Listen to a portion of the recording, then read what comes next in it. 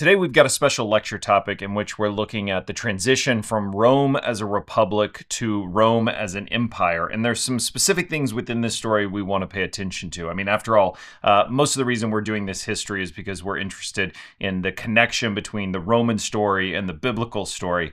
And so we're going to be looking at a lot of Roman history, but where I can, I'm going to be tying it in. And it's going to be a summary. I mean, in many ways, this is probably the most important thing I should say from the beginning. We could do, and there are, great books, podcast series, whole YouTube channels that are dedicated just to Roman history. So we're only going to be covering a very, very small piece of Roman history, and we're going to be doing a pretty broad summary. But if you're a Bible student, if you're trying to read the Bible and you want to better understand the Bible, then I'm going to be trying to give you some of this Roman history as a foundation for understanding what's happening in the biblical times. And the reason that's important is for a few reasons. Number one, as the church was growing, it increasingly grew into the Roman world. Of course, the biblical story begins, the New Testament story begins in the land of the Jews in Judea and Galilee. But as the church expands through the story of Acts, it will be into these Roman cities and into the Roman Empire.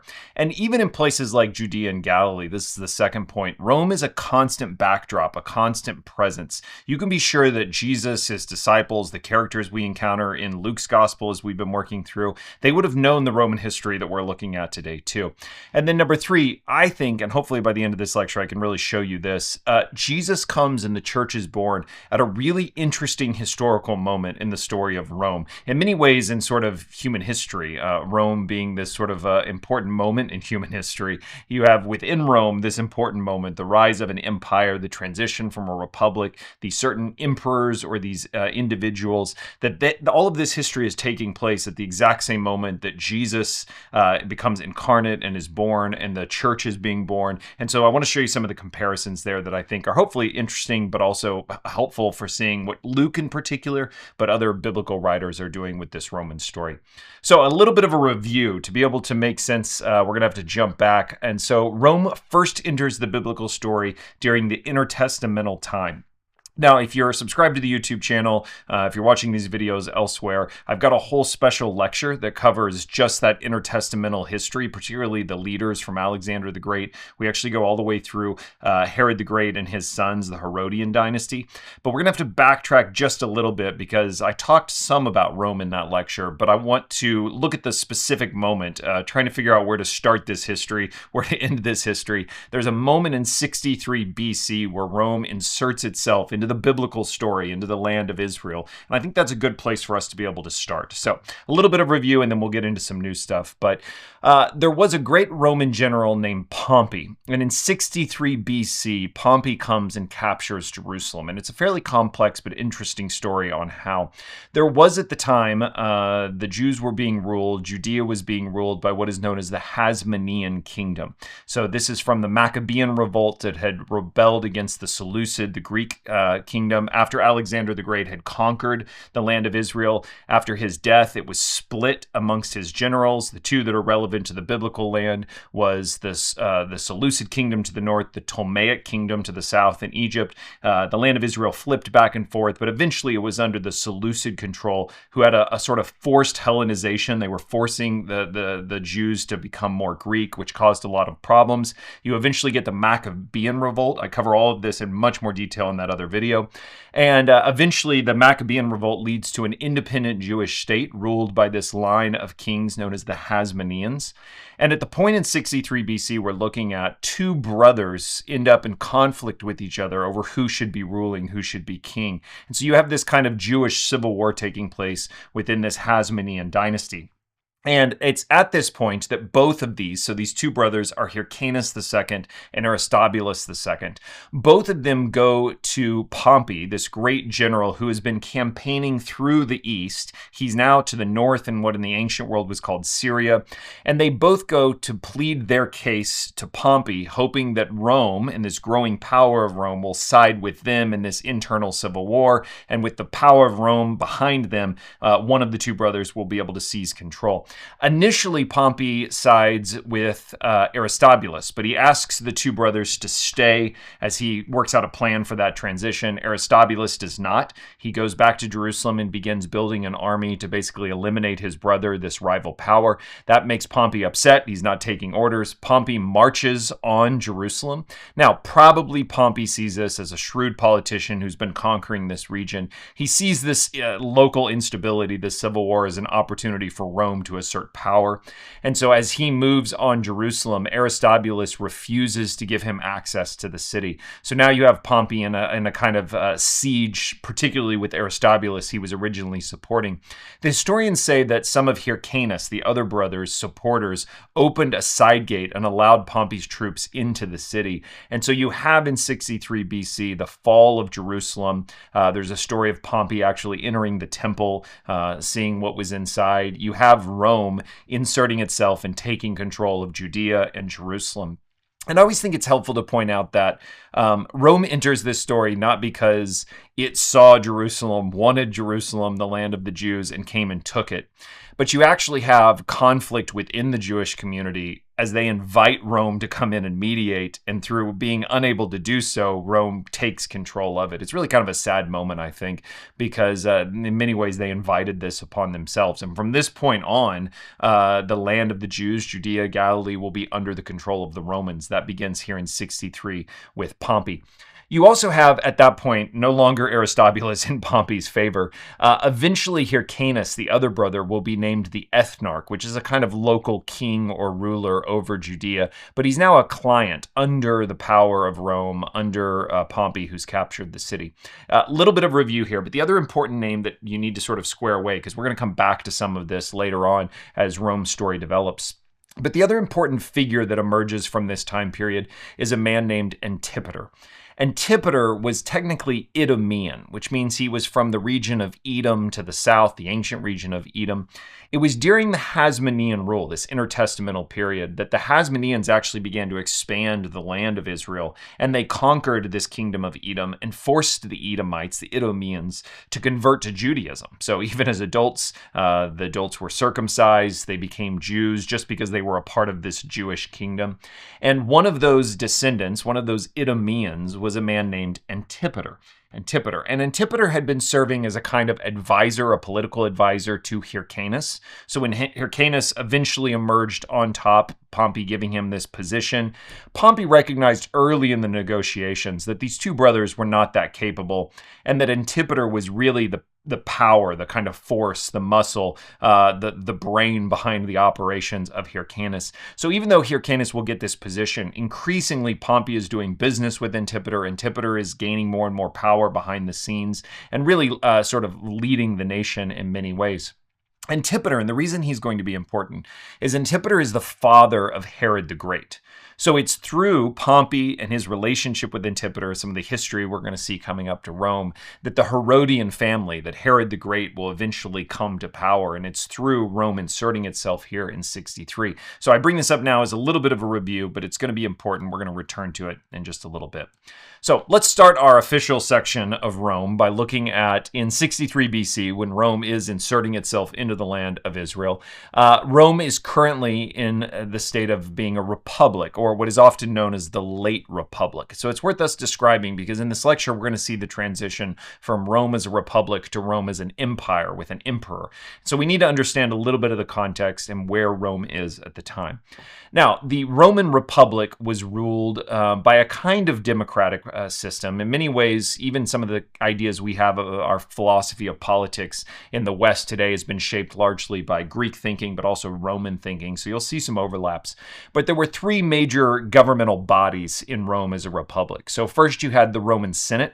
The Roman Senate was largely made up of the most wealthy elites, landowners, those who were influential, often through wealth. And they shaped most of the things you would imagine, an empire doing or a republic doing. They're shaping the foreign policy and the finances of the state, the military deployments, which generals are receiving legions and approving their campaigns and conquests. So much like, the Senate would be much like what we have in a kind of legislative body. Then you have magistrate positions. Now, this changes from time to time, but traditionally, the Roman Republic elected 2 consuls. And it was these consuls or magistrates whose job was to execute the laws to keep the government functioning. And so they would often also command armies. So the Senate would be passing these laws, and it would be these consuls who would be carrying out these laws. It sometimes was a challenge because these 2 consuls had the ability to veto each other. This was the kind of internal check on power they had for these consuls. And so you have some great stories from the Republic of 2 consuls, one who wanted to go to war and one who didn't, and they would have agreements where one would rule for one day and the other the next day, so they would be kind of vetoing and undoing each other's powers. So it didn't always work well, particularly as the Republic was expanding, but they had this kind of executive model of governing over the sort of executive branch or the execution of laws that the Senate was passing, and that was carried out through these consul positions. The third was the popular assembly. So it was made up of any adult male that was a Roman citizen. And they actually had many of the same powers as the Senate. So in some ways in the U.S., we have the Senate, which, with fewer representatives, 2 per state, is kind of supposed to be this more stable, kind of more elite side of the government. And then you have the House of Representatives, which is made up by population. It's supposed to be more populous. It's supposed to be more reflective of the people's voice. Even that has changed in American society. But in the ancient Roman Republic, you could gather just the citizens of Rome together, and they could also declare war and pass legislation and enact laws. And so you have them as a kind of balance, although it will become less and less workable, as we'll see in this period of the late Republic. One other thing that's important to point out, because this will get used more and more as we get into the Roman history, you had certain special powers that could be granted in extreme situations, one of those being dictatorial powers. So the Senate could, in emergency situations, an invasion, some sort of economic disaster or natural disaster, the Senate could elect a dictator, usually for a single year. They were given a short period of time in which they were given these powers, but they could yield unchecked power, what we would imagine as dictator powers, with the goal of solving whatever challenge that the Republic was facing, whether it be an invasion or whether it be some sort of disaster. So the Senate would give them these special powers and privileges for a very limited amount of time, with the goal of trying to save or to stabilize the Roman Republic. In the next slide, we want to look at what the Roman Republic looked like. Again, the date we've been using is 63 BC. This is a helpful date for us as Bible students because it's the date that Rome enters the biblical story. But you have really 3 things going on in the Roman Republic in 63. You have, of course, what is the stable sort of Republic of Rome. You see it here in the brown. Of course, Italy and the surrounding areas of Greece over into Spain. And then you have 2 areas of expansion from 63 over the next few decades. So you will have the Roman Republic expanding to the east, primarily battling the Parthians of Parthia. You can see it on the map here, and it's something we'll talk more about. That's actually what brings Pompey into the east and what puts him in proximity to the Jews, as well as some of that down in Egypt. You also have an expansion up into what is today modern France and Germany, what was known there as Gaul. So you'll have this expansion to the east, this expansion to the west. One other thing to point out on the map here, because this will become important to our story. If you notice, the land of Egypt was it was neither part of the Roman Republic, nor was it part of these expansions that were taking place. And that's going to be an important part of the history, because at this time in 63, Egypt is still being ruled by one of the lines of Alexander the Great's generals. If you remember in my summary, I said there were 4 generals, but the 2 that sort of matter to our biblical history are the Seleucid kingdom in what is modern-day Iraq, Persia, what will be the land of Parthia as well. And then to the south, you have the Ptolemaic kingdom by Ptolemies, who's ruling out of Egypt. At the time in 63, the late Republic of Rome, you still have a line of these Ptolemaic kings who are ruling over Egypt in working relationship with Rome, but technically sovereign, not under Roman control or Roman rule. And that's reflected on this map as well. Now, The challenges that Rome faces in this late period of republic are several, and part of them are related to this map, part of them are related to even the governmental structures we've already been talking about. But there are several threats in 63 BC that are putting strain on this structure, this model of Rome as a republic. The first one would be that elites were becoming unbelievably wealthy at the time. So because partly of this conquest and new money and funds flowing in, you have some of the Senate, some of the Roman elites who are becoming significantly wealthier than even the other elites. They started passing within the Roman Senate in this period a set of laws that are known as the sumptuary laws, and some of them are really fascinating. So they start passing laws, the Senate, against one another, trying to limit displays of public wealth. Because the Roman ideal, the idea of being a Roman citizen, of being in the Roman Senate, is that you basically are an equal among a Roman citizen is equal to all Roman citizens. So as you have some of these Roman senators who are becoming much, much more wealthy and beginning to display this wealth, and in this sort of benefactor ancient world in which, by using your wealth, you could gain followers, you could gain those people's loyalty to you because of your gifts. This wealth was giving men power significantly more than even some of their peers. So the sumptuary laws were meant to curb displays of wealth. So they started limiting the number of people that you could have to a banquet. So you couldn't have these massive public banquets. You had to have a certain size. You had to, in some of the laws, you could only put out so much silverware because the displays of massive amounts of silverware was a sign of kind of ostentatious wealth. So they started limiting, literally passing laws about how much silverware could be put out. They also started limiting funeral displays, so you couldn't put on these massive displays of wealth as a parts of funeral. And they're trying to check the fact that wealth is becoming a problem as certain individuals are really gaining more and more wealth. Number two, you have increased corruption and a breakdown of the elections. Some of the politicians began to recognize that you could control the elections by fear, and they began rival politicians hiring gangs that would basically beat people, administrators who were trying to lead elections, to beat opposition, to keep them from coming to give speeches, and even at times to block voters from showing up. And so you have the breakdown of elections primarily through the use of gangs and violence and rivalries within the city of Rome.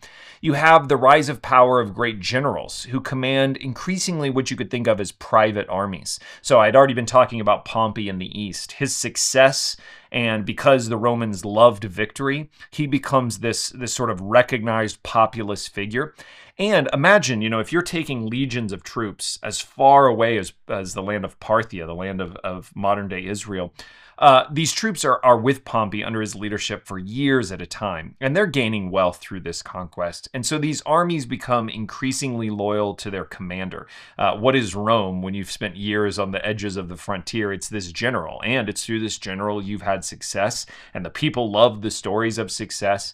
And so increasingly these generals with their legions become a kind of threat to the Roman Republic, because by yielding that power, by yielding the military, they have unbelievable influence and control on the government itself. But the fourth thing, the government was also not designed to run an empire. And I actually think this is a pretty significant one.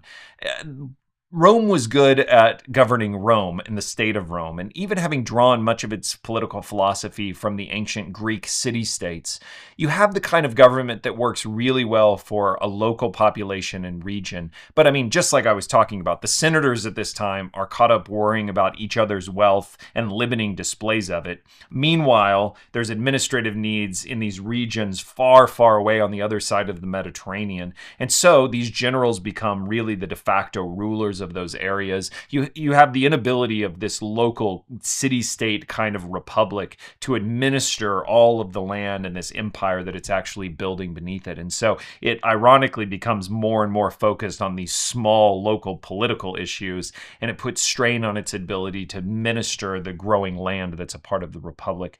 One of the great testimonies to this is Cicero, who's writing in 70 BC, so around the same period, and he's commenting on the breakdown of the republican system. He writes, "Our laws are abandoned to the will of the rich. Neither magistrates nor rights are protected. So the rich are taking power, violence is spreading, and this democracy, this republic, the rule of law is beginning to break down." Now, we need to look at some familiar names. We already talked about one of them. But in this period, you really have three individuals that begin to rise to prominence who become populist figures. These are people that the public would have largely known, supported, that are becoming increasingly popular. So on the right side of the map here, I have associated with the East, as we've been talking about, is the great General Pompey. He is the general who's been conquering the East. Because of his success, not only is he wealthy, but he's growing extremely popular with the people. On the far eastern side, in what is modern-day Spain, you have a governor, Julius Caesar, who's governing in this region. And he is becoming immensely popular, partly because of his ambition. He is obviously ambitious for more power. He's seeking more power. He's inserting himself more and more in politics. And the Senate's very aware that not only is Pompey popular, but Julius Caesar is angling for more and more power. And then the third individual, probably not somebody you've heard of before, but Crassus at the time is probably the wealthiest individual in the Roman Empire. But the thing that he lacks is he lacks military honors. So while Julius Caesar is commanding legions, he'll eventually lead the conquest into Gaul, while Pompey has all of these great military successes. Crassus has not been placed in command of a legion. He does not have these military honors. So though he has great wealth, he doesn't have this kind of reputation within Rome and the population. What happens is, as each of these individuals is vying for power, the Senate increasingly becomes more conservative and opposed to these populist figures. They're increasingly concerned about how much the population is supporting these individuals versus the collective whole of the Senate. And you have a very strong faction of the Republican Senate who begins to oppose these individual leaders. And through the Senate's powers, they're actually able to block each of these leaders in a unique way. So Julius Caesar will be denied these positions of power. Pompey, though he returns from the East, they will refuse to ratify treaties that he signed with governments in the East. They refuse to honor his troops with land that he had promised them. So they're refusing to enact the things that Pompey had basically guaranteed. And then Crassus will not be given a legion. He won't be given an opportunity to earn those military honors. Instead, they actively oppose him in that way. Now, these three individuals are generally opposed to each other. Each of them is vying for more power and recognizing that it's these other great men that have some of that power. But they come to the realization that collectively, they will be able to offset the power of the Senate in ways that they cannot individually. And so although they are really hostile to each other in many ways, they dislike each other in very specific ways, the three of them, Julius Caesar, Pompey, and Crassus, will basically form an alliance, a treaty together to try to offset the power of the Senate that's been opposing them. And this is known in Roman history as the First Triumvirate. We're going to talk about two triumvirates, but this will be the first triumvirate in which these three men come together.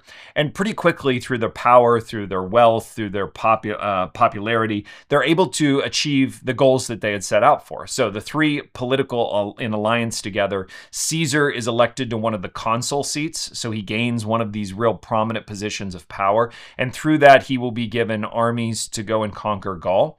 Pompey is given the honors for his success in the East. He's also able to have all of the laws as well as the land distribution he had promised ratified by the Senate. And he was given control over Spain and Libya, which is North Africa at the time. And then Crassus will be given legions and an assignment by the Senate to go and attack Parthia in the far east, further east than Pompey had been. So all three of these men, through their alliance, are able to secure the things they had been looking for and really to begin shifting power towards this triumvirate and away from that conservative element of the Senate. So this is what it looks like because of the outcome of the triumvirate. So you have, according to this map, Crassus, who is now with his legions to the east in Parthia. You have Pompey, who is in North Africa. You have Julius Caesar, who is up in modern-day France, conquesting against the Gauls.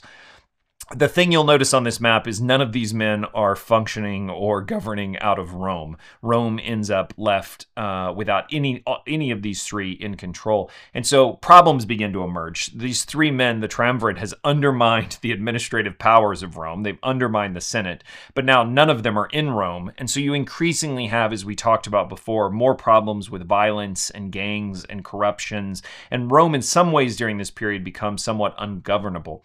The next thing that happens that becomes a problem is Crassus, who is in the east battling against Parthia. Both he and his son are killed in battle. And so you have the triumvirate falling apart because of death. You have challenges in Rome. And so in this season, again, one of the things we're going to see across these themes are these constant realignings of power. Because again, remember, this triumvirate, these three men are not actually in support of each other. They're kind of opposed to each other.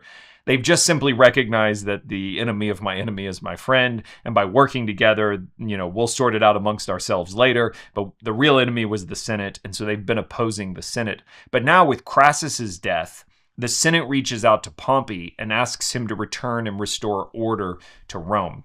So now you have a unique challenge. Pompey returns to Rome, and in a very strange shift, although he had been frustrated with the Roman Senate for denying him the things that he had promised his troops, probably because he sees an opportunity to offset Julius Caesar in a path towards more power, Pompey recasts himself now as the defender of Rome, the defender of Roman values, and even the Roman Senate. And he begins to work with that more conservative element of the Roman Senate, who are now using him as this shield against Julius Caesar and Caesar's growing ambitions for more power. Pompey is older, and so he seems to have made this shift, probably out of his own calculations for power.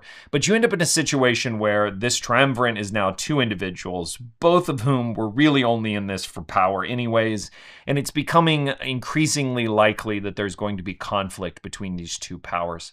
That conflict emerges in what will be probably familiar place for you. Pompey demanded, with the support of the Senate, that Julius Caesar return from Gaul. And Julius Caesar recognized that if he came without his legions, if he came back as he had been requested by the Senate and Pompey, that probably he would be put on trial for some crime, he would be stripped of his powers, and that Pompey, with all of this support behind him, would remove Julius Caesar as well and be the only one of the triumvirate left standing with real power. And so it is, we come to Julius Caesar's choice, which is really the famous scene.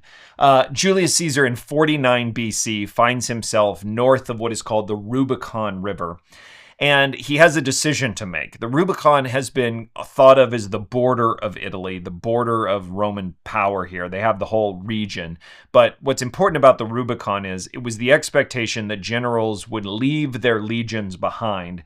And when they came to Rome, as they crossed the Rubicon, they would come no longer as a general commanding an army, but they would come as a Roman citizen. They would disband their army, leave behind their army, and they would come as an individual.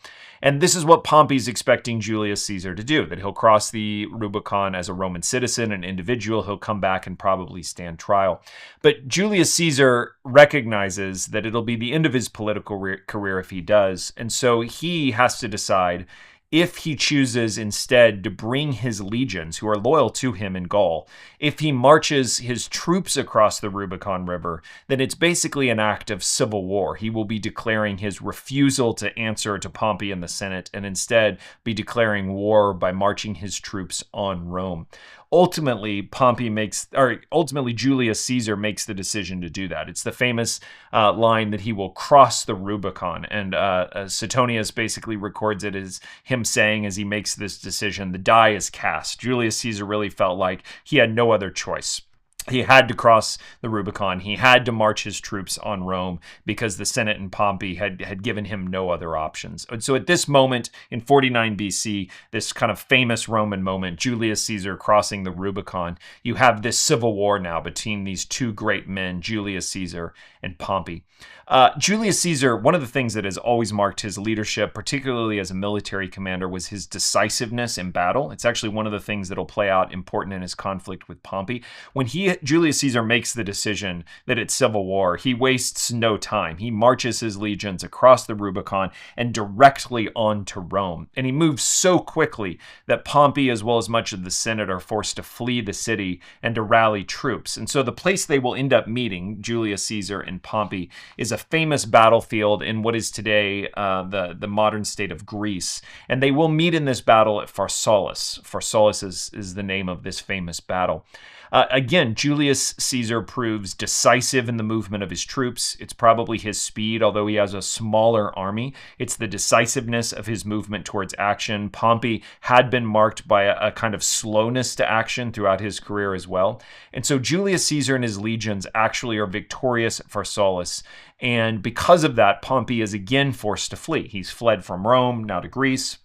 And he will now flee from Greece to that Ptolemaic kingdom of Egypt. Remember, Pompey had spent much of his time conquering that eastern part of the Roman Republic. And so now, because he's been defeated with a very small detachment of troops, he flees to Alexandria, to Egypt, where he has allies, and it's technically outside of the borders of Rome. And this will become a really important part of the story and one of our first really important connections to the biblical story. As Pompey arrives, he finds himself arriving into what is another civil war taking place within the Ptolemaic kingdom. So I mentioned before that this kingdom of Egypt, ruled by the line of Ptolemies, that it had been descended from Alexander the Great's general. At the time that Pompey arrives, there are two siblings who are currently in the midst of their own civil war. So to pause our story for a second, because this will become important towards the end, catch the fact that this time period, there seems to be conflict everywhere. You have civil wars taking place within the Jewish population in Judea. You have civil wars here in Egypt amongst the Ptolemaic kingdom. You have civil wars taking place within Rome as well. So Pompey makes his way to what is Egypt, the Ptolemaic kingdom, and there he discovers this conflict between two siblings, Ptolemies the 13th and Cleopatra. This Cleopatra is the Cleopatra that everyone's heard about. So if you heard of Cleopatra, that's the one that there have been other Cleopatras. There will be other Cleopatras beyond her. But the Cleopatra people know is this one that's in the midst of this conflict with her brother for who's the rightful ruler over Egypt, the Ptolemaic kingdom. Now, as Pompey arrives, again, without an army, he's fleeing this defeat in battle. He's fleeing outside of the territory of Rome. Ptolemy, one of the two siblings that is in this conflict, has the idea that in receiving Pompey, who, remember, Pompey has he knows these individuals and has generally operated and had kind of an alliance relationship with Egypt. There's not hostility there. That's why he's fleeing there. But Ptolemy has the idea, recognizing that Pompey's been defeated and that Julius Caesar is now the rising power in Rome, Ptolemy says that if he were to assassinate Pompey and offer the death of Pompey as a gift to Julius Caesar, then perhaps it would secure Julius Caesar and Rome's support for his side of the Egyptian civil war. So he sees Pompey coming into his city as this opportunity that if he defeats Pompey, Julius Caesar may reward him, and he then will have the backing of Rome to overthrow his sister Cleopatra. You see, this is a move that was happening in the Hasmonean kingdom, and it's happening here too. So the story goes that as Pompey was coming onto shore, he was assassinated, stabbed, and then on top of it, Ptolemy had his body beheaded, his body was burned, and he saved the head of Pompey to give to Julius Caesar as a gift, imagining that this great gift, the death of Julius Caesar's enemy Pompey, would secure him Julius Caesar's support. But it does not go that way. Julius Caesar pursued Pompey, and with a small detachment, some of the historians say it may have only been about 1,000 troops, but he sails from the battle in Greece, following Pompey to Alexandria in Egypt, and arrives about 3 days after Pompey had arrived and been assassinated. When he finds out that Pompey has been assassinated, when he's given the head of Pompey, instead of being thrilled and supporting Ptolemy, he's furious for a couple of reasons probably. Number one, he's probably upset because he was not the one who was able to kill Pompey or to arrest Pompey, right? But also, he's very upset that a foreign power, a non-Roman power, would assassinate one of the great Roman leaders and political figures and generals. Now, even though they are in the midst of civil war with one another, this is a very Roman idea. Pompey is still a Roman. Even though he's Julius Caesar's enemy, he's still a Roman and worthy of Roman recognition. So to be assassinated by this Ptolemaic king in Egypt and then to have his body desecrated and his head handed over, this did not do what Ptolemy's had hoped. It did not secure Julius Caesar's favor. Instead, Julius Caesar was furious that this had happened. Because of that, Ptolemy rightfully recognizes that he's not going to have the support of Julius Caesar. And instead, Julius Caesar begins to demand money, great sums of wealth, this honor having been robbed from him. Ptolemy responds by gathering an army. Remember, Julius Caesar is not expecting a battle here. He's pursuing a lost rival who only has some limited troops. So Julius Caesar has not come prepared. So Ptolemy raises up an army and besieges Julius Caesar within the city of Alexandria.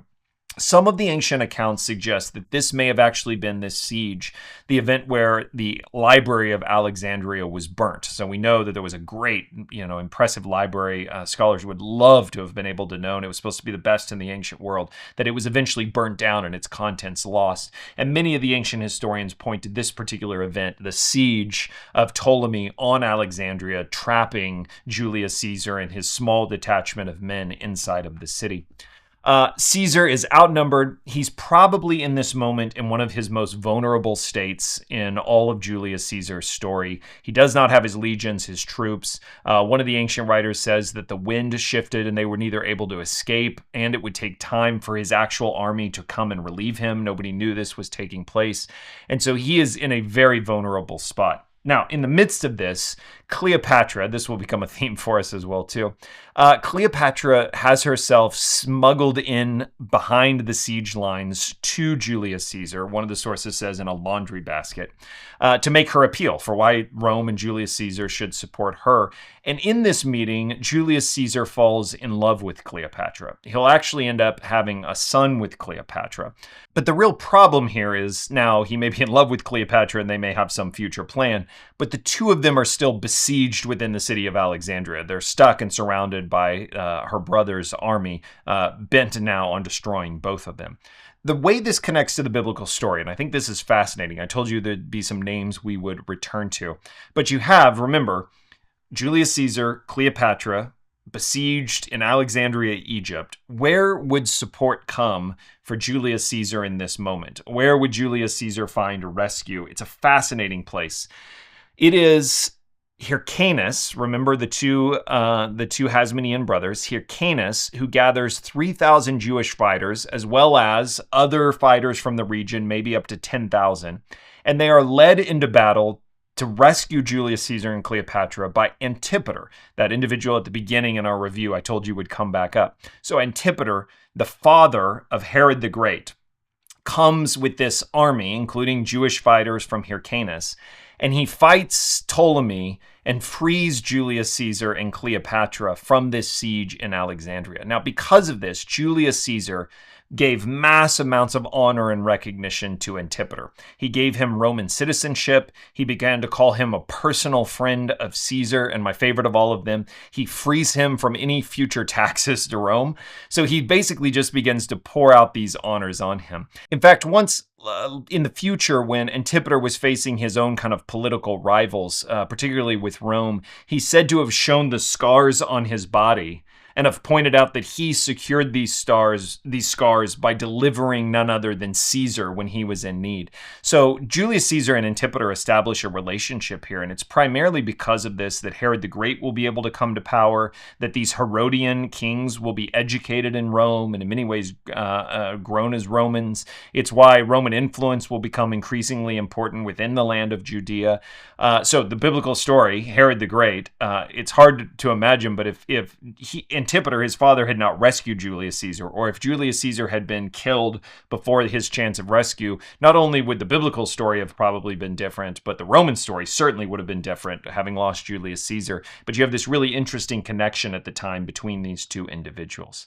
Now, with Julius Caesar being rescued, we enter what is the next important phase of our Roman story, and that is the rule of Julius Caesar. Of course, if you've heard of a Roman, it's probably Julius Caesar. And it's an important figure because we're still technically within the period of the Roman Republic, but because of the rise of Caesar, things are beginning to change. The Republic is not what it was, and we're drifting towards something different, a different model of governance. Caesar takes the title Dictator Perpetuo. So we talked about often the Senate would elect dictators to solve problems for a year, maybe 2 years. Julius Caesar is given these powers of a dictator, but he's given them perpetually. He's given them for life. It's interesting that Julius Caesar does not take the title of emperor. He does not describe himself as a king. Generally, the Romans, the populace, as well as the Roman citizens, are opposed to the idea of a king or to tyranny. This is a concern. And so Julius Caesar is very careful. He's accumulating more and more power. He's functionally acting like a king or emperor. And he'll take titles that are already established, dictator, right? He'll use those titles, but he doesn't declare himself a king. There's actually a story about one day when he was sitting in the forum before a large crowd of Roman citizens, and one of his supporters brought a golden crown and tried to give it to him. It's this symbol of become our king. And he simply waved his hand in front of the crowd and refused it. All of the people in the forum began to cheer, right? And then another supporter came with a crown, and he waved it away and dismissed it. And most of the scholars think he probably set up this event, right? This was a little bit of propaganda, but he's trying to show the crowds, the citizens, that as much power as he has, he's this figure, unwilling to take extreme power, unwilling to declare himself a king. And so because of it, he's loved by the populace. They really do see this image that he's carving out of himself, this sort of the best among the Romans, but going short of being their actual king. It's important to note that this title does not come, so we're not technically in the Roman Empire. And one of the other things that'll mark Julius Caesar, and particularly the story, is his policy called clementia, which is to give mercy to his opponents. So when he comes to power, now remember, you have all of Pompey's supporters, you have Crassus's supporters, you have the senators, the conservative senators that have been for so long trying to oppose Julius Caesar, that instead of sort of killing or eliminating or removing all of them from power, Julius Caesar basically adopts them into his administration. He shows them this mercy, and out of that expects loyalty from them. Julius Caesar is a fascinating character because although it is this definitive moment in Roman history, he does not fundamentally restructure the Roman government. He doesn't do away with the Senate. He doesn't do away with the other elections. In many ways, it continues to function as a republic. But you have this single individual, Julius Caesar, who sits above it all with ultimate veto and ultimate powers. And it's a very sort of strange moment in that by his policy of mercy, in some ways, very little has actually changed, although you have this figure who's sitting atop everything. And it's that concern that begins to grow, right? So he begins to accumulate more and more power, more and more honors, more and more popularity with the people. And many, including some of his own followers, his own supporters, are concerned that they are now living under a tyrant, that tyranny has come to the Roman Republic, and probably rightfully so that they felt this way. And so you have the other famous event. If you know Julius Caesar, you know the associate. It's the assassination of Julius Caesar. And that assassination is led by a group of individuals who believe that they are freeing the Roman Republic from tyranny. And those supporters are both his opponents, but also men who had been loyal to him before. So you have the famous scene, most of us know the scene from Shakespeare, right? Et tu, Brute, you too, Brutus. That's the way Shakespeare has it, like even my supporters. The ancient historians tend to say that Julius Caesar said something like, what is this, violence against Caesar? And like he's so surprised that there would be an attack on him, imagining his power so in control. One of the ancient sources says in seeing Brutus, he lifted his garment up over his head. He couldn't look as those who he had trusted betrayed him. But you have the death of Julius Caesar, and what, again, people imagine, those who assassinated Caesar imagined, and they actually stepped out from having done it to the crowds, thinking that the crowds would celebrate the action, thinking that they were freeing the nation from a tyrant. They actually didn't seem to have much of a plan when it came to what happened next. I think they probably imagined the Senate would sort of assert itself again and the Republic would be reestablished. But in many ways, the Senate had been reworked. The dependence on Caesar had become so real, and Caesar was so popular with the people that upon his death, those conspirators who assassinated him were actually forced to flee the city. They flee to the east, which we'll look at in a moment. And you have this great moment of instability in which in many ways Caesar becomes more powerful because of everyone seeing the love and the support that Caesar had from the people. And it's in this moment, so 42 BC upon his death, that posthumously Caesar is given by the Senate a new title. They begin to call him Julius the Divine. Now, this is really important because when we think of the emperors of Rome, we often think of imperial worship. I'll do a lecture on this down the road probably because that becomes an important theme in the Bible. We think about some of the ancient figures of Rome, so like the founding two brothers, the myth, Romulus and Remus, that they were sort of gods. But you have no point in Roman history under a republic. Remember, the idea of the republic is all things equal. You do not have anybody being declared divine until this moment. And it's in this moment that the Senate declares upon his death, so he's died, Julius Caesar to have been divine. And we have our first time, now this will continue to play out, but the first time we have an individual, a leader in Rome who is now being declared a god, which will become important again in a moment for some other changes that begin to take place. They also build a temple in the Forum where Julius Caesar's funeral was held, where his body was burned, and you have the beginnings of this official deification of what will be the emperors, this imperial cult of worship that will become more and more central. It really begins in this moment with the assassination of Julius Caesar. In the chaos of his death, you have what are called the liberators, those who had assassinated him, the conspirators. They will flee to the east, knowing that they're now in danger, and begin to build an army for their own protection. And you have two individuals who emerge. Julius Caesar did not have an obvious heir. And so as his death, the shock of his death comes to realization, you have two individuals who will ultimately begin vying for power. The first of them, I actually have listed here on the bottom, is Mark Antony. Mark Antony had been kind of for a while the right-hand man of Julius Caesar. He had actually struggled somewhat administratively in some of his roles, particularly when he was in Rome. So he had been kind of outcast. But at this moment, he comes back and he begins, because of so many of his connections, his association with Julius Caesar, he is the one that you would see as the natural leader to take over in Julius Caesar's place.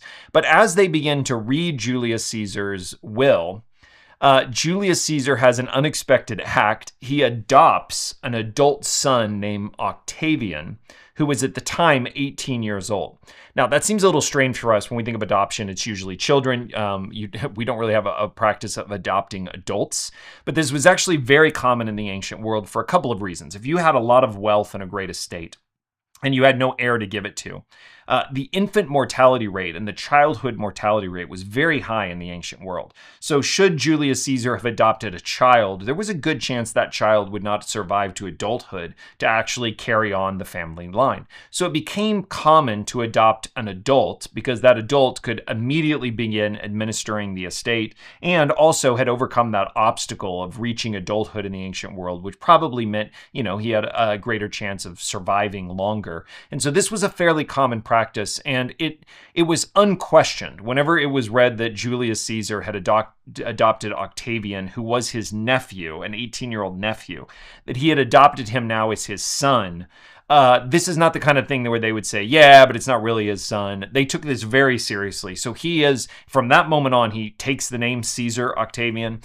He becomes the de facto heir of Julius Caesar. So he immediately has access to funds. He immediately has access to the loyalty of Julius Caesar's troops. And he also immediately finds himself in conflict with Mark Antony, who's the other individual at this time who's trying to sort of take over Julius Caesar's power and take over Julius Caesar's legacy. Now, you find yourself in a moment of conflict. You have the liberators who are gathering an army, who are trying to reassert the Senate and oppose the Caesar's agenda. You have these two individuals, so you really have sort of two wars, or the potential for two wars going on at the same time. You have the liberators versus the legacy of Julius Caesar, and then within that Julius Caesar camp, you have individuals fighting for control. And so once again, the same political calculation is going to take place as before. Octavian and Mark Antony are going to recognize that they can fight and destroy one another and then individually be beaten by those who oppose Caesar, or they can join together with all of their power, deal with those who had assassinated, avenge the death of Julius Caesar, and then fight it out for who comes out on top. So we have what is called the Second Triumvirate. The First Triumvirate, 3 individuals. Once again, there will be 3 individuals who will share power of ruling over Rome. The 2 of them are obvious. We've already talked about. You have Octavian, you have Mark Antony, and then we have a new individual, Lepidus, who's not going to become prominent in the story. Lepidus was a general at the time who had access to legions and large military support. So he becomes important to Mark Antony on Octavian and worth bringing in. But he will not become a prominent part of the story. It's really going to come down to Octavian and Mark Antony. So the three of these men, this new triumvirate, deal with the conspirators, those who had assassinated Julius Caesar. And then out of this new structure, this second triumvirate, they divide the kingdom up amongst themselves. They divide Rome up, and each began to rule portions of it. And so this is what the triumvirate looked like after its success. You have Lepidus, who is up continuing to lead in the region of Gaul. You have Octavian, who is in Rome and ruling over most of the Western Empire. And you have Mark Antony, who I've positioned all the way down here in Egypt. And I've added a few others because this is an interesting part of the story. Mark Antony came to Egypt, and guess what? This is going to sound like a familiar story. He meets Cleopatra, the same Cleopatra that Julius Caesar had fallen for. Mark Antony meets Cleopatra and falls for her as well. In fact, he will also have two twin sons. So Cleopatra technically has a son with Julius Caesar, two sons with Mark Antony. And also on this map, I think it's important, because of Mark Antony taking up residence in Egypt, he develops a relationship with Herod the Great, so Antipater's son, Herod the Great from the Bible, who is now ruling in Judea, and because of Mark Antony, declared king of the Jews because of his sort of Roman loyalty and his father's. And so it's this interesting moment where you have these biblical figures that are in close proximity. Herod the Great knew Mark Antony well, knew Cleopatra well, and Herod the Great really established a strong loyalty, a strong relationship with Mark Antony, which is going to become important here in just a little bit. But he aligns himself, and rightfully so. I mean, Mark Antony is ruling over the East. Herod the Great is trying to keep his power under Rome in the East, and so he becomes a close associate of Mark Antony, who is his kind of Roman benefactor. Ultimately, this story is going to come down to Mark Antony and Octavian. Octavian pretty quickly angles to remove Lepidus, who's in Gaul, from power. So once they've established their control, Lepidus is eventually exiled. He'll be allowed to live, but he's given a villa on the coast of Italy. Doesn't sound like a bad way to go out. But in the Roman world, this would have been a great dishonor, too, that he was kind of sidelined from power. But he will basically exit the story, live in exile, and Octavian will become the ruler in the East, or in the West, in Rome and everything to the West, and Mark Antony becomes the ruler then to the East. So Octavian, and one of the things that is important about Octavian will have military conquests later on, but Octavian is mostly remembered for being a very shrewd politician.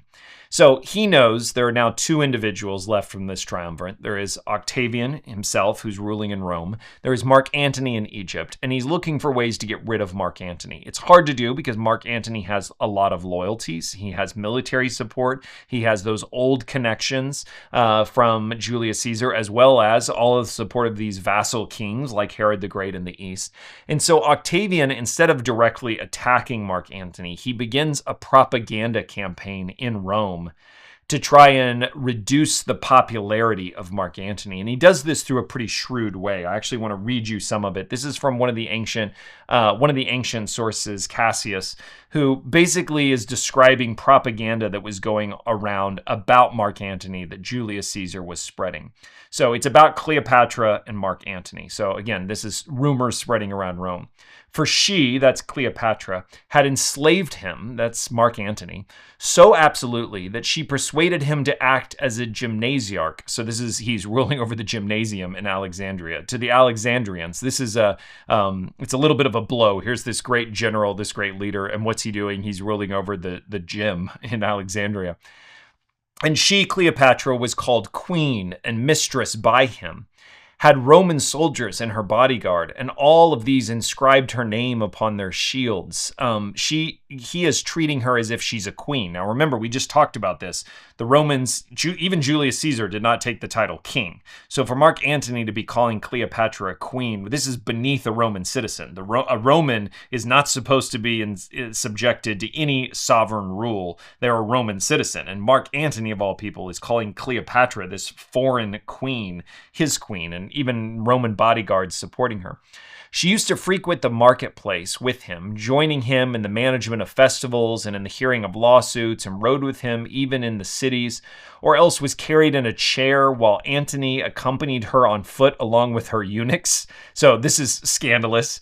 She is being carried like a royal figure, and he's literally walking on foot with her eunuchs, her servants. So he is being, by these rumors, being cast as, did you hear what happened to Mark Antony? He's basically the servant to Cleopatra in Egypt. He also termed the headquarters the palace, sometimes wearing an oriental dagger at his belt, dressed in a manner not in accordance with the customs of his native land, and let himself be seen even in public upon a gilded couch or a chair of that kind.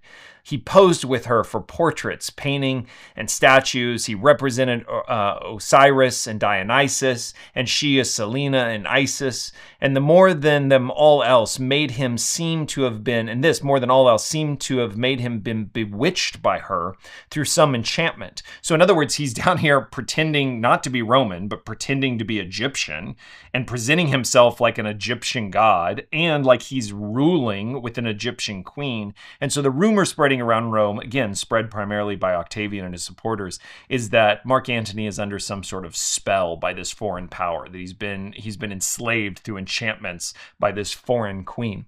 For she so charmed and enthralled not only him, but also the rest who had any influence with him, that she conceived the hope of ruling even the Romans, and wherever she used an oath, her strongest phrase in swearing was by her purpose to dispense justice on the capital. So, according to this rumor, it's gotten so bad, and Cleopatra has so bewitched not only Mark Antony, but all of Mark Antony's advisor, that now Cleopatra has this aspiration of even ruling over the Romans, and this goal that she would set atop the Roman capital. She would dispense judgment from Rome.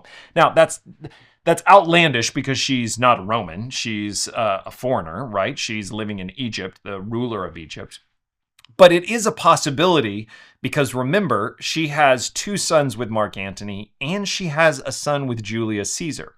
So although these are rumors that sound outlandish, that her desire, Cleopatra thinks she's going to rule over Rome, the fact that Julius Caesar's son with Cleopatra survives in Alexandria, it's enough to raise the possibility that perhaps there's some great risk here, and perhaps you have a foreign nation who has not only taken control of Mark Antony, but has aspirations to conquer Rome. There's another great story, just because I think these are so fascinating from this time, that Mark Antony, this is again the kind of rumors that would go around at dinner parties in Rome, kind of undermining Mark Antony's character. The story went that Mark Antony and Cleopatra had gone out fishing, and they were throwing lines out, and Cleopatra and the other Egyptians kept catching fish, but Mark Antony couldn't. And so Mark Antony secretly told his servants to take some of the fish they had caught, to dive under the boat and to put the fish on his hook so that he could, pull his line up and show that he was catching fish. So the next day when they went out to fish, Cleopatra, having caught on to this, had one of her servants dive below with a salted fish, a preserved fish that was obviously not from the day, and to swim under the boat and put this salted fish on Mark Antony's hook so that when he lifted up his pole, everybody kind of got a laugh out of what he had been doing and were able to kind of make fun of Mark Antony. Now, it seems like a silly story, but for a Roman to be the butt of a joke of this foreign power, and to have one of their greats, Mark Antony, it completely undermined Mark Antony as a leader, and it was very intentionally a part of Octavian's plan. So with this campaign going on, what Octavian does is he casts Mark Antony as enslaved to a foreign power. He then casts that foreign power as being hostile to Rome with ambitions of conquering Rome, a threat to Rome. He positions himself even, as the rescuer of Mark Antony and the one who will defend Rome against this foreign adversary. And he convinces the Roman Senate to declare war against Egypt and Cleopatra. But it's important to note, he does not declare war on Mark Antony. And by doing this is really important, he portrays this conflict not as a civil war. That's what happened before, right? Julius Caesar and Pompey, the Triumvirate falls apart, civil war. Now Octavian is able to say, this isn't a civil war between 2 Romans, me and Mark Antony. I didn't declare war on Mark Antony. This is a war against a hostile foreign power who is bent on destroying Rome. And what he really does is he forces Mark Antony to decide Will he support Rome, or will Mark Antony continue to support his lover, the mother of his children, who is an Egyptian? Well, Octavian knows exactly what Mark Antony is going to do. He's going to support Egypt. And so by doing it, Mark Antony now aligns himself with what has been cast in Rome as a hostile foreign. He, in many ways, is now a traitor to the Roman people, the Roman Senate, the Roman cause, and Octavian is the one who emerges as the true Roman. It's why Octavian will begin to call himself the first citizen, right? He's casting himself, once again, like this defender of Rome against this foreign power. Now, this conflict is building up to look like probably the biggest battle in Roman history. Both of them command massive armies. Octavian has everything on the eastern side of the empire. You have Mark Antony with not only his own Roman forces, but all of the forces to the east. As we're going to look at in a moment, Herod the Great will send troops and himself will come to support Mark Antony in what will be this massive battle for the future of Rome. And these two armies, Octavian's army and Mark Antony's army, meet at a place called Actium. And you can see on the map here, you basically have, across this small stretch of water, you have the two camps. To the north, Octavian; to the south, Mark Antony. What is looking like it will be a massive land battle. But before the land battle, you have this naval battle that takes place off the coast. And joining Mark Antony are the naval fleets of Cleopatra. Cleopatra herself, as a commander, is there on one of the flagship vessels. It's hard to know what actually happened in this battle because obviously the story we get is primarily the pro-Octavian, the pro-Roman story. But the story goes that in the heat of this naval battle, Cleopatra panicked and ordered her flagship, her command vessel, to flee the battle. And because of it, Mark Antony pursued her, leaving the battle as well. And seeing both of their leaders leave, the Egyptian Roman Mark Antony navy basically is quickly beaten. And it ends up becoming not that large of an engagement. Because of the defeat and because their leaders have fled back to Egypt, the land battle actually never happens. Many of the soldiers on Mark Antony's side, seeing Mark Antony flee, pursuing Cleopatra, they defect over to Octavian's side. Most of the Roman soldiers now refuse to fight. And so it really ends up being what it was building up to be, was this massive war. It ends up not being that significant. It's just this naval battle at Actium. Cleopatra, Mark Antony now flee defeated, and upon reaching Egypt, both end up committing suicide. And so you have, after just this minor military battle, basically just the naval battle, you have the emergence of Octavian now as the sole leader over all of the Roman Republic, what is becoming this Roman Empire. So that is everything from the east to the west, to include Egypt as well. Now, I've been trying to point out all the places where this Roman story connects to the biblical story, and we have another really important one here. Because if you remember in the map I showed you on that bottom corner, that Mark Antony had been aligned not only with Cleopatra, but with Herod the Great. Herod the Great had been this vassal king under Mark Antony, aligned with Mark Antony. At the Battle of Actium, Herod the Great had actually sent troops to go in support of Mark Antony. So now Herod the Great has a problem. One of the things Octavian will do is different than Julius Caesar. He will not practice a policy of mercy. That, after all, was part of the reason Julius Caesar got assassinated. So he will purge everybody who had been a threat, everyone who had been a challenge, and he will go through the east and replace all of these rulers that have been aligned with Mark Antony for rulers that are aligned with him. And so he has a meeting with Herod the Great, and the Jewish historian Josephus tells us about that meeting. I want to read it to you because I think it's just really fascinating, and it helps paint, it's not in the scriptures, but it helps paint a really interesting picture of Herod the Great and how shrewd he was as a politician as well. So this is what Josephus records about Octavian meeting with Herod the Great after the defeat at Actium of Mark Antony. So Herod the Great says, "For if a man calls himself a friend and regards the other as a benefactor," he's talking about his relationship with Mark Antony, "he is obliged to risk everything and use every faculty of his soul, every limb of his body, and all his wealth on his behalf to help this benefactor, in which I confess mine was not enough. But I know that I did the right thing in not deserting him on his defeat at Actium, nor did I shift my loyalty from him to another after the evident change of his fortunes, but remained to Antony.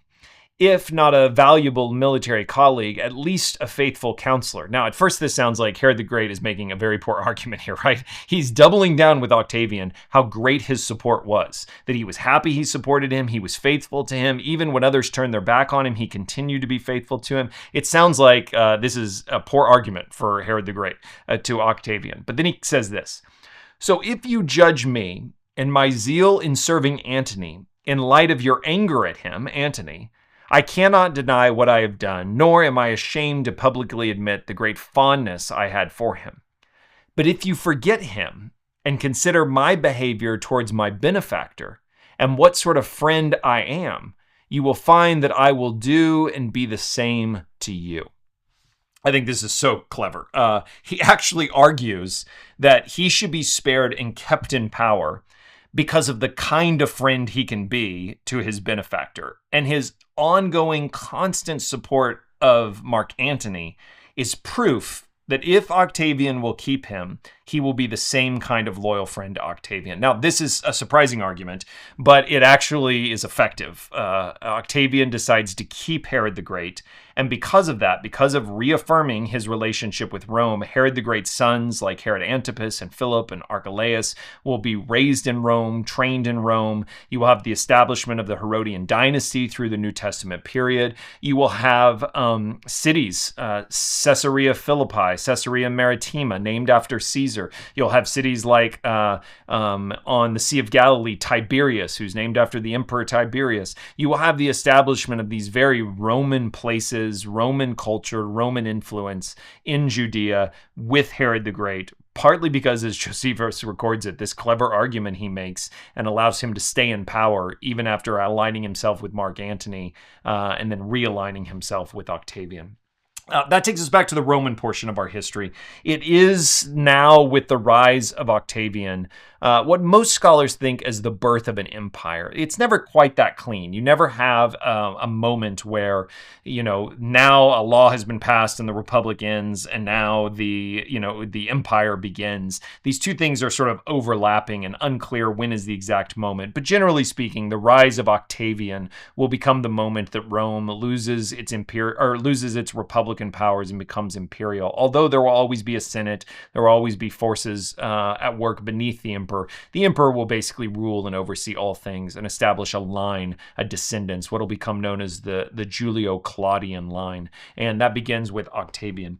It's also in this moment that Octavian is given a new title. So in 27 BC, Octavian, by the Senate, is given the title Augustus, which is the name you probably know him by, right? We'll look at the passage in a minute. But in the days of Caesar Augustus, Luke records, it's in this moment upon his victory. Augustus means something like the illustrious. It's as close to possible as being called a god, but he's not yet a god. That will happen upon his death. But while he's alive, we don't have precedent for living gods as emperors yet. Remember, Julius Caesar had been called a god at his death. Octavian is given this title Augustus, which brings him as close to that as possible. He continues to also describe himself as a son of God, because remember, Octavian has been adopted by Julius Caesar, who the Senate has called a god. So in Caesar Augustus, the illustrious, the son of God, you have this close to deification, as close as you could. In other words, he will call himself Commander Caesar, son of the deified one, Augustus, the illustrious. So you can see he is accumulating titles, power. He is imperial, but even shaping himself as more than just human. He was then named tribune for life. So he becomes really like the dictator for life. He becomes this sort of imperial power like Julius Caesar. One of the questions that I think is really interesting to ask is, you still have a republic, you still have a Senate, but increasingly they're giving more and more power to this, what is an emperor, Caesar Augustus. And one of the questions is why? Why do you find Augustus, as we'll see, will rule for over 40 years, mostly peacefully expanding the empire?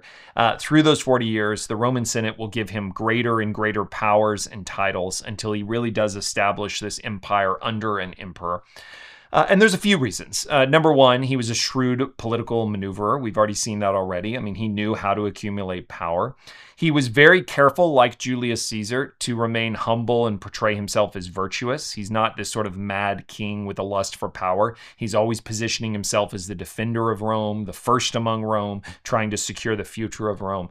But I think the biggest reason that he is so successful and continues to amass power is that this will be known as that great period of Roman peace, the Pax Romana, which we'll talk about in a moment. But after so many decades, I mean, we started in 63 BC, but honestly, the conflict within Rome goes back further than that.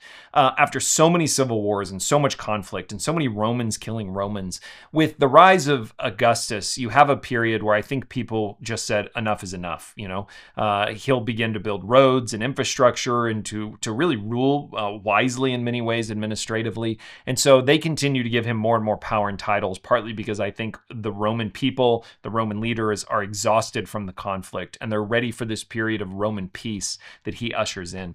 Hopefully you've caught a couple of the titles that have been really interesting, right? So he is Augustus, the illustrious. He is calling himself a son of God. I want to look at how that language comes in because remember, Luke will position, Luke in particular of the gospel writers, will mention Caesar Augustus right alongside the birth of Jesus. And I think, as I hope to show you, Luke is intentionally doing that. He's kind of drawing this contrast between these two pivotal figures. And you catch that language from some of the other ancient sources. So what you're looking at here is a calendar inscription from what was called Asia, modern-day Turkey.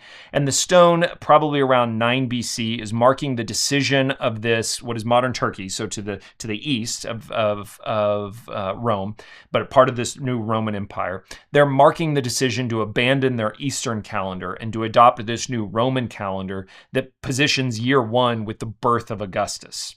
So this also sounds very much like what we do with the traditional labels of BC and AD, marking the way we count time from the birth of Christ. That in this time, there was a calendar used by the Romans that marked the dates from the birth of Augustus. And this eastern province is adopting this new calendar, and they're writing this sort of memorial to be able to mark this moment. And so this is what the stone translates to. Since Providence, which has ordered all things and is deeply interested in our life, has set in most perfect order, we're talking about peace here, perfect order, by giving us Augustus, the illustrious, whom she filled with virtue. Augustus is this person of character, that he might benefit humankind. This is not just Rome, but all of humanity, sending him as a savior, both for us and for our descendants, that he might end war and arrange all things. I've been highlighting, underlining some of these phrases because these should jump out to you as what we would imagine as biblical, messianic kind of phrases.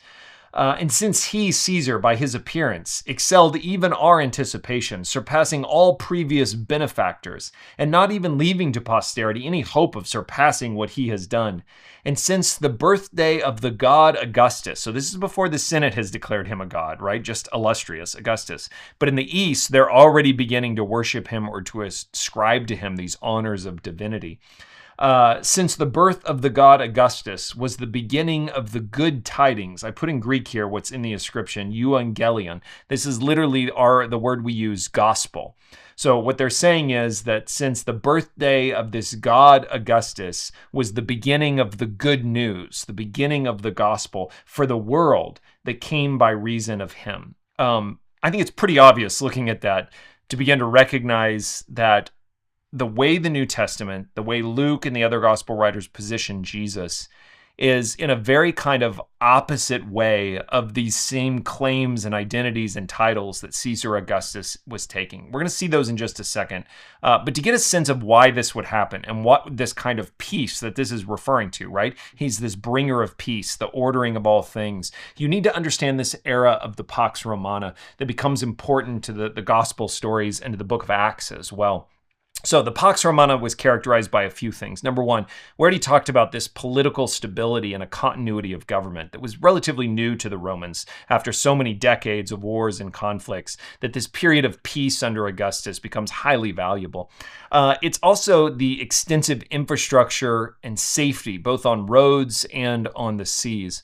Augustus will develop the infrastructure of the ancient world in significant ways. He'll build roads all over the empire. The ancient sources talk about how he eliminated piracy from the Mediterranean Sea, and he actually makes it safe for Roman citizens to begin traveling. It's hard for us to imagine this in the ancient world, but there's a period here in the Pax Romana where average Romans were actually traveling to see things, right? So we know they were going to some of the great cities to see ancient wonders. We know Jews from outside of the land of Israel were returning, and that all of this is made possible because of a road system, because of safety on the seas, because of this Roman protection. It's no different than today, right? If a leader is able to establish great infrastructure and great security and peace and stability of government, you can see why, although he is conquering Augustus, many of these regions, they now live under Roman, what we might think of as oppression.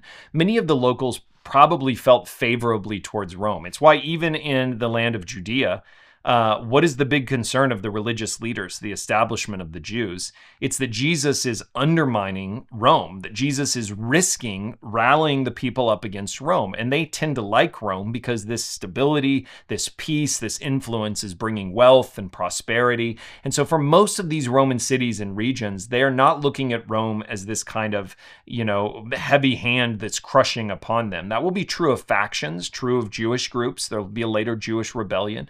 But much of this Roman region was looking at Rome as the great bringer of peace and infrastructure and wealth and opportunity. You get that in some other ways as well. So it's not just the road system, it's a common language. You have the language of Greek that's being used all over the Mediterranean now that makes it travel, commerce easy. You have general cultural accommodations. So Rome has a policy that as long as you keep the peace and keep the tax flowing, you're able to worship your own gods. Many of these places have their own leaders, their own customs. Jews will prosper in Roman cities all over the Roman Empire. So this period of peace really creates opportunity. They also begin gifting Roman citizenship. So people are moving up social because of their support or the things that they've done for Rome, like Antipater, Herod the Great. These foreigners will become Roman citizens and participants in Rome. Now, that's not to say that Rome was sort of like easy to get along with, right? If you opposed Rome or questioned the emperor, you would get crushed. This peace is kept by military force, military presence. But I think it's an important picture to get, particularly as the gospel begins to spread through the book of Acts, and why there's so much opposition in many of these Roman cities, because they're worried that Christianity is going to challenge the peace and stability and the favor of Rome. But it's also this period of peace that allows the gospel to spread. So you have all of these roads all over the Mediterranean, this common language. And because of this, Paul is going to be able to go on missionary journeys. The apostles and the Christians from Jerusalem are going to be able to spread throughout this region. And it is this period of peace ushered in by Augustus and then later his descendants, although those descendants will become sort of crazier in their rule, more violent in some of their rule, although some of them will not be as effective as Augustus in their rule, and some of them will periodically persecute Christians. By and large, they keep this period of peace as a kind of golden age for the Roman Empire. And I think it's this whole image of Roman peace through Caesar, this son of God, right, the bringer of this good news, that Luke intentionally sets the story of Jesus coming. So take all of that history and all of that expectation and then put it in the context and see what Luke does with it when he opens in Luke chapter 2. In those days, a decree went out from Caesar Augustus, right, that all of the world should be registered. So you have Caesar the Illustrious, decrees going out to all of the world, right? This is administration of the Roman Empire, this great period of peace. And of course, it's into this that little Mary and Joseph begin their move to Bethlehem and that Christ will be born. There is a striking similarity between these two figures, but yet radically different. Caesar Augustus Octavian calls himself a son of God. He sees himself, at his death, he'll be named God. He sees himself as a savior of not only Rome, but the world itself. He's the founder of this great kingdom, this empire, and a bringer of peace. And each of those are ultimately claims Jesus will make, that he's the Son of God, that ascended to God at his resurrection, his death, that he is the savior of the world, that he's the founder of this kingdom, not of this world, and that he's the Prince of Peace, the bringer of peace. And so Luke uses, I think, this context. Remember, everybody would have known this story, Julius Caesar and Pompey and Octavian and Mark Antony. They would have known about Augustus's rise to power. Luke uses this image of Caesar Augustus and this peace through Roman political power and might. And he draws this contrast as Jesus claims to be this other Son of God, this true Son of God, this bringer of real peace, the one who comes with a kingdom not of this world.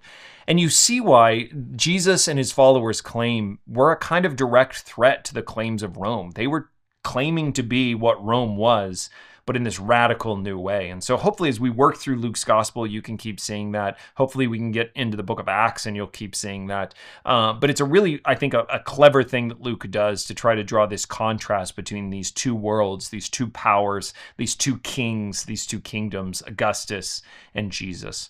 I want to give you one last slide. We don't have time, but in some future lectures, I may get into the rest of the emperors that lived through this period.